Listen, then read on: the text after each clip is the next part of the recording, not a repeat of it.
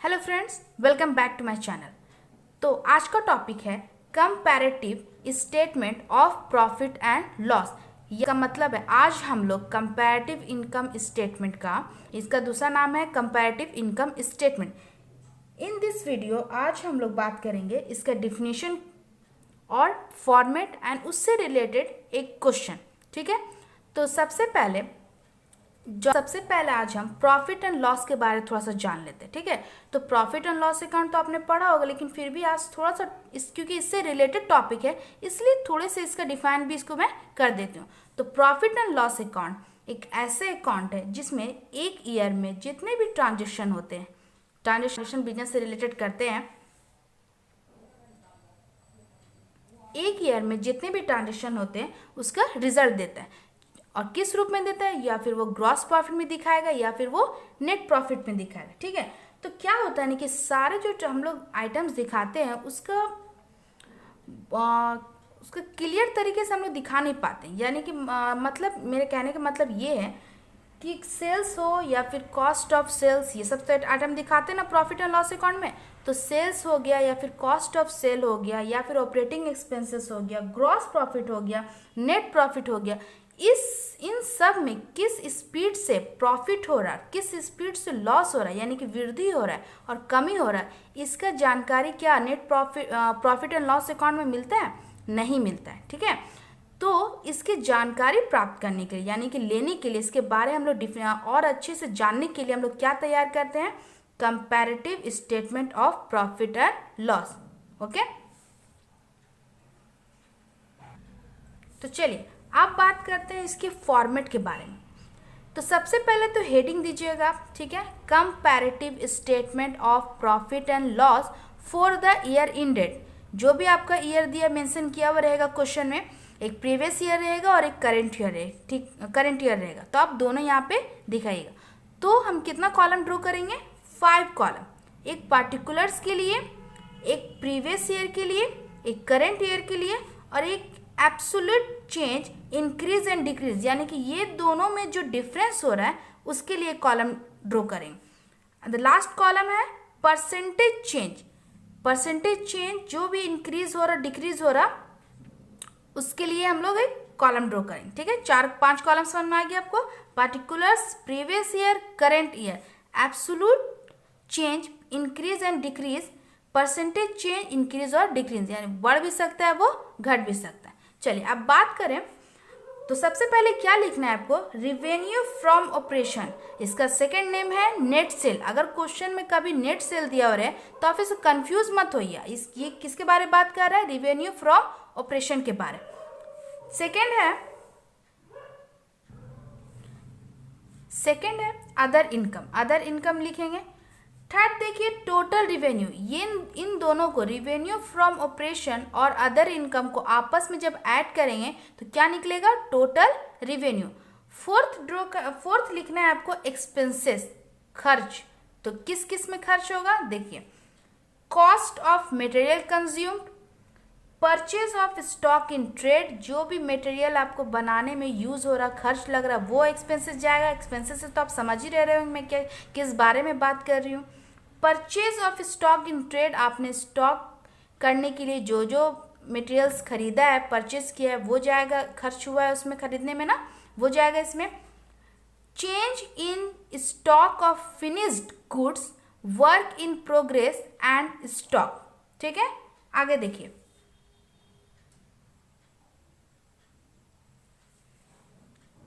उसके बाद इसके अंदर क्या जाएगा? एक्सपेंसेस के अंदर employees benefit expenses, finance cost जाएगा। नेक्स्ट जाएगा डेप्रिसिएशन एंड एमोर्टाइजेशन। डेप्रिसिएशन समझ रहे ना, हरास। नेक्स्ट जाएगा अदर एक्सपेंसेस, यानी कि और भी अगर कुछ एक्सपेंसेस दिया हुआ रहेगा, मतलब कहने का मतलब जितना भी एक्सपेंसेस रहेगा वो एक्सपेंसेस के कॉलम के अंदर इंक्लूड हो जाएगा। ये क्वेश्चन में पहले से मेंशन किया हुआ रहता है, इसको इतना याद रखने की जरूरत नहीं है। ठीक है, तो सबको ऐड कर देंगे तो क्या निकल जाएगा? टोटल एक्सपेंसेस हो गया। उसके बाद आता है profit before tax. Profit before tax मतलब जो 3 वाला कॉलम था ना, रिवेन्यू माइनस कर देंगे एक्सपेंसेस से, तो क्या निकल जाएगा? Profit before tax. ठीक है, अब उसमें क्या माइनस करेंगे, उसमें इनकम टैक्स अगर आप घटा दीजिएगा, सब्ट्रैक्ट कर दीजिएगा, तो आपको निकल जाएगा प्रॉफिट आफ्टर टैक्स। ये आपका फाइनल आंसर होगा। ठीक है, ये कॉलम जो है पहले से ही आपका मेंशन किया रहता है क्वेश्चन में, तो आपको उतना याद रखने की जरूरत नहीं है। ठीक है, पहले से क्वेश्चन में दिया हुआ रहेगा, नहीं दिया हुआ है तो फिर एक दो बार आप बनाओगे तो आपको ऐसे भी दिमाग में आ जाएगा। ठीक है, अब चलिए इससे रिलेटेड एक क्वेश्चन ले लेते हैं ताकि आपका जो कॉन्सेप्ट है वो और भी क्लियर हो जाए और समझ में आ जाए आपको। चलिए क्वेश्चन लेते हैं एक। तो देखिए क्वेश्चन किस तरीके से एग्जाम में पूछता है। क्वेश्चन क्या है, prepare comparative statement of profit and loss from the following statement of profit and loss. आपको मैंने क्या बोला कि चार्ट दिया हुआ रहता है क्वेश्चन में। ठीक है, चलिए क्वेश्चन को रीड कीजिए। तो सबसे पहले क्या दिया हुआ है, इनकम। इनकम के अंदर क्या है, रेवेन्यू फ्रॉम ऑपरेशन। कितना दिया हुआ है, एक प्रीवियस ईयर है, देखिए 2018 एक प्रीवियस ईयर दिया हुआ और एक करंट ईयर दिया हुआ। ठीक है, 3 लाख और 3,50,000। सेकेंड क्या दिया हुआ, expenses, purchase of stock in trade, purchase of stock in trade 1,80,000, 2,10,000। Next, change in inventories of stock in trade 20,000, 15,000. Employees benefit expenses 15,000, 17,500. Other expenses दिया हुआ है आपका 5,000, 7,500. टोटल भी दिया हुआ है, टोटल आप ऐड यहाँ पे करके दिया हुआ है मेंशन पहले से ही 2,20,000 और 2,50,000। ठीक है, और क्या दिया हुआ है, नेट प्रॉफिट। नेट प्रॉफिट दिया हुआ है 1 - 2, यानी कि पहले में से दूसरा घटाया ना तो नेट प्रॉफिट आया आपका। तो नेट प्रॉफिट भी दिया हुआ है 80,000 और 1,80,000 दिया हुआ और 1 लाख दिया हुआ। चलिए देखते हैं इसे कैसे सॉल्व करते हैं। तो सबसे पहले तो आप हेडिंग दीजिएगा, हेडिंग मस्ट है comparative statement of profit and loss for the year ended 31 March 2018 and 2019। चलिए कॉलम ड्रॉ करिए फटाफट। तो 5 कॉलम ड्रॉ होगा। पहला तो पार्टिकुलर्स के लिए, दूसरा है मैंने क्या बोला था, एक प्रीवियस ईयर जाएगा एक करेंट ईयर जाएगा। तो प्रीवियस ईयर दिया हुआ था आपका, तो आप लिख दीजिए ईयर इंडेड हो रहा है 31 मार्च 2018, 31 मार्च 2019। Absolute increase and decrease percent, यहाँ पे सिंबल मैंने दिया, परसेंट लिखा है, आप चाहते तो परसेंट लिख सकते हैं। Percent change, increase and decrease. ठीक है, तो सबसे पहले क्या था, रेवेन्यू फ्रॉम ऑपरेशन दिया हुआ था ना। तो रेवेन्यू फ्रॉम ऑपरेशन देखिए क्वेश्चन में कितना दिया हुआ है, 3 लाख और 3,50,000। तो एक पुट कर लीजिए 3 लाख और दूसरा पुट कर लीजिए 3,50,000। दोनों को आपस में डिफरेंस देखिए क्या हो रहा है, बढ़ रहा है या घट रहा है। 3 लाख से 3,50,000 हो गया, बढ़ रहा है ना, कितना बढ़ रहा है, 50,000। ओके, ये जो कॉलम देख रहे हैं ना, इसके बारे हम लोग लास्ट में डिस्कस करेंगे कि कहाँ से ये अमाउंट आया। ठीक है, कंफ्यूज मत हो, ये बहुत इजी से एक मैं फॉर्मूला बता दूंगी जिसमें बैठा के आप इसे आराम से निकाल सकते हैं। चलिए अब आगे देखते हैं।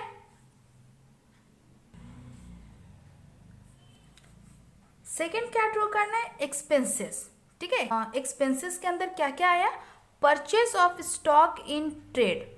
तो आप लिख लीजिए यहाँ पे purchase of stock in trade कितना दिया हुआ है, 1,80,000 से कितना हो गया, 2,10,000।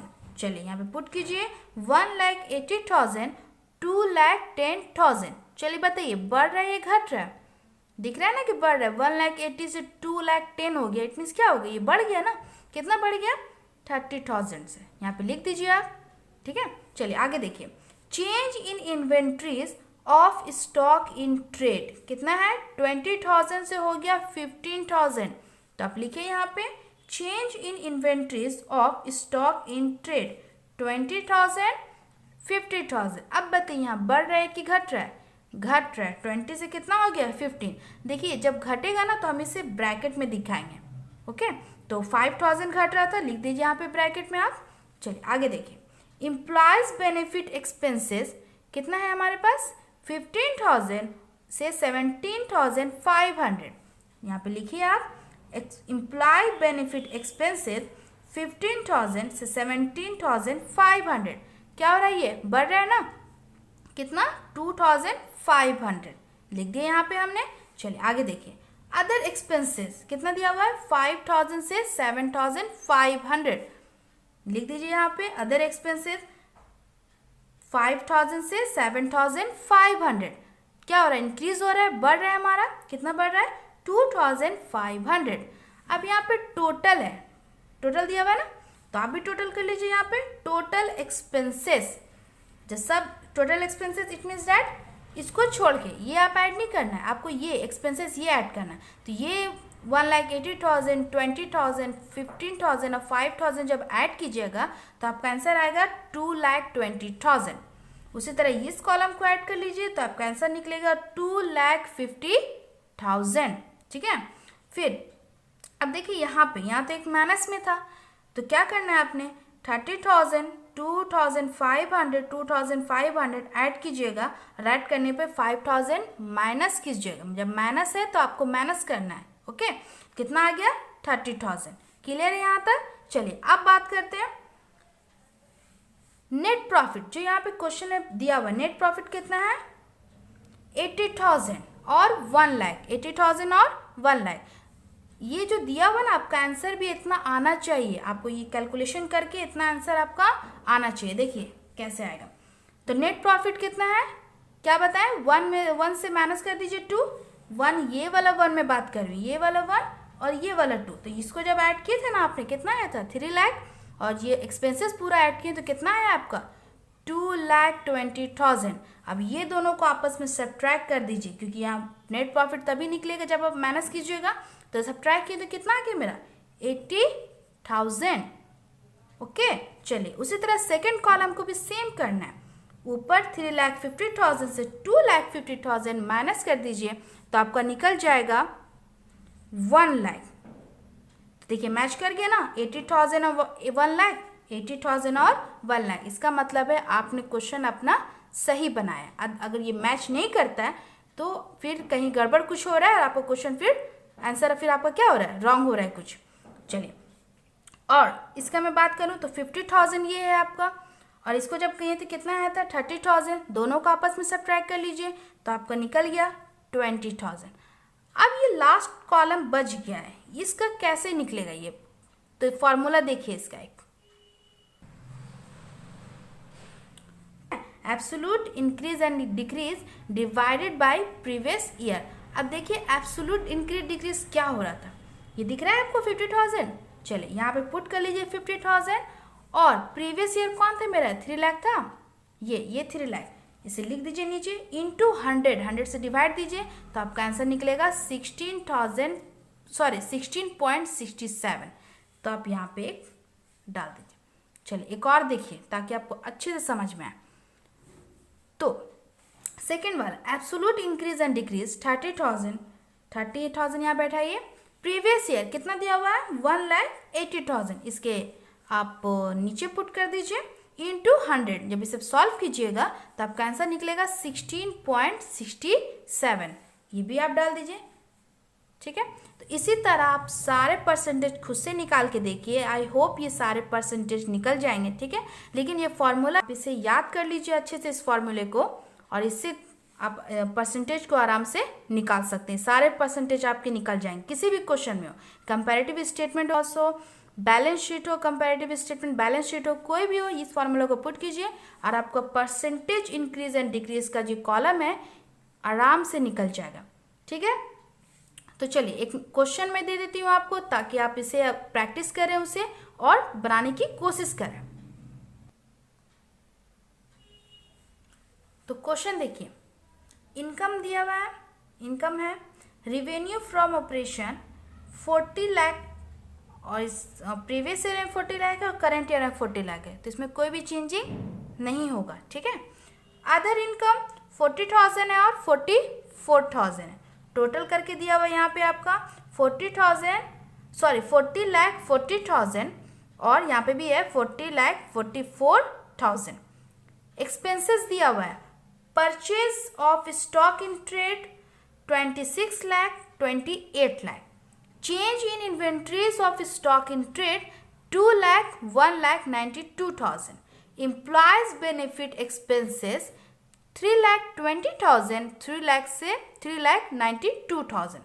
अदर इनकम दिया हुआ है 4,70,000, 3,60,000। टोटल दिया हुआ है आपको यहाँ पे करके 35,90,000 और यहाँ पे दिया हुआ है 37,44,000। इस क्वेश्चन को आप प्रैक्टिस कीजिए और बनाने की कोशिश कीजिए। मिलते हैं नेक्स्ट वीडियो में नेक्स्ट टॉपिक के साथ। तो see you in the next video.